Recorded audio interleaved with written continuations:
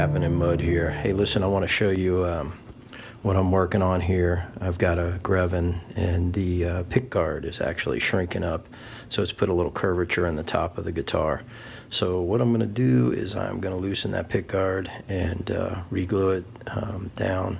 So I'll show you cats how to remove this pickguard. So, hey guys, what's happening, man? This is Mud here. I just want to show you this guitar.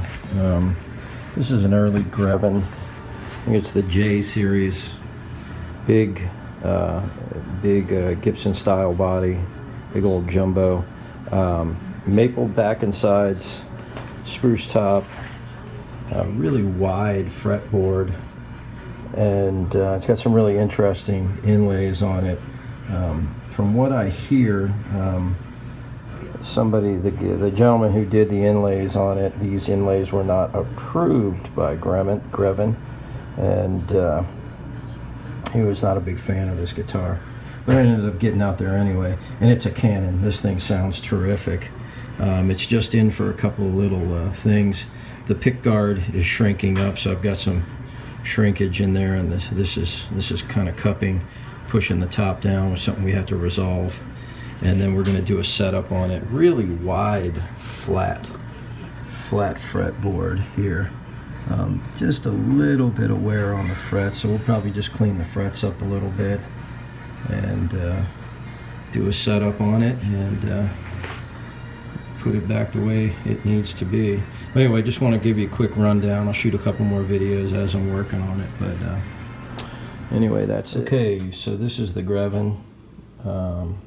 There is my little palette knife, and it's the end of it has been sharpened, and hopefully you guys can get a view of this. But if you look down under there, I don't know if you guys can see that little gap. So what's happening is that pickguard is shrinking up, you know, obviously faster than the top, and it's creating a cup. It's actually pushing this down, okay? And the other side of the top looks really good. This is all really flat across here, but right about in the center, all the way over to here, it's really starting to sink, and we want to prevent any more damage. So we're going to go ahead and remove this pickguard, and what I'm going to do is I'm going to loosen it up all the way up to about 1/8 of an inch around where it meets the sound hole. I'm going to loosen all of this area here, but I'm going to leave it attached right around here. Now sometimes you'll have this corner that's up a little bit, but again, don't go there. If it's loose already, just pretend that you're not going to release it all the way around there.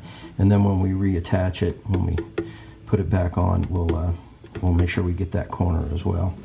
So what I'm going to do is I'm going to take my little palette knife here, and I'm going to slowly work my way around underneath of this edge very carefully, just to separate it from the top. It's coming up pretty easy. Some of these will be more difficult, but for this one, I can see it's already wanting to come loose, and that's just because of the amount of shrinkage that it's gone through.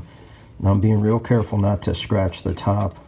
I'm just going down right in this corner here. I'm keeping the palette knife flexed up along this area. And when these things are stuck really hard, you want to go really, really slow, because you don't want the edge of your palette knife coming up through the pickguard there. So, okay, I'm going to continue on, and I'll be back in just a couple minutes. I'll get it a lot further up in there, and then I'll come back and show you what's happening. Okay, so here we are, and I want to show you that I've got this thing pretty much released. If you can see down through there, but I've got this released right up to the edge of the sound hole there. So all of this is loose. It's just attached right around here. Okay, and if you watch my other video, you can see how to make a clamping call for these pickguards, which would involve the 3 pieces. There's a piece that goes on the top for the call, and then there's a piece on the inside. There's actually 2 pieces, one that's cut to circumnavigate all the braces, and then a solid piece to hold all those together. But I have a whole nother video on that if you want to check that out. So that's how you loosen a pickguard and release all the tension that's on this top. Okay guys, quick update. I was taking that pickguard off and I got it right up to this edge, and then it turns out that this was actually contact cemented on. It wasn't actually glued down or with the double-sided tape. It was actually contact cement. So it ended up popping loose pretty easily. So the whole thing came off. Now I haven't decided yet how I'm going to re-glue it. I spent some time and I got all the contact cement off of the back of this, and I got all the contact cement off of here, just so we can make sure we get it nice and flat. So I'm not sure exactly how I'm going to reattach it, but one thing I do know is that I'm actually going to make a call for it to glue it back on. So we will get that figured out. I'll show you how that happens. And that's about it. Coolio. You guys be cool. Have a great day.